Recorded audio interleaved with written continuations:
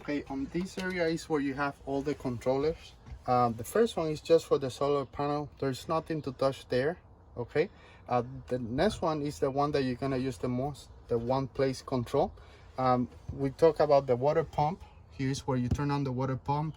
You only need to use the water pump if you're not connected to the water source on the campground. The next one is to check your levels. So for example, right now my freshwater tank is 2/3, the propane is 3/4, and the gray and black is empty. Okay, the battery, those are the battery levels, the chassis and the house battery.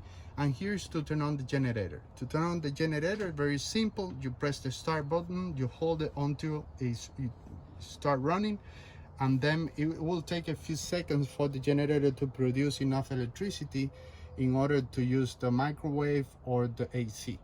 The next one is how you stop the generator, and the last one is the meter. So that's how how I know how many hours the generator has, when the next maintenance is due, and how many hours of generator you use during your trip.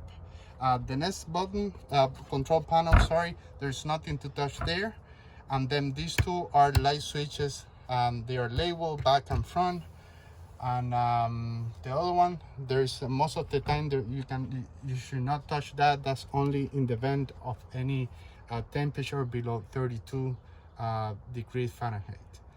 This last control is for the water heater and for the heater temperature inside the unit.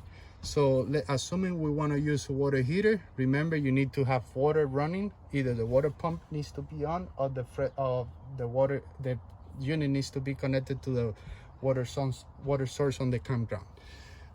If I want to use the water heater, the way you wake up this panel, you press the middle button, and then you're gonna select the thermometer, press enter, and right now it's reading off. I can select either echo, hot, or boost. I recommend to using hot. Press enter again, and right now the unit is heating up the water if you want to take a shower or use it in the sink. The way I know it's working, on top you see that the thermometer is on and it's using propane. Let's say I want to turn it off because I'm done.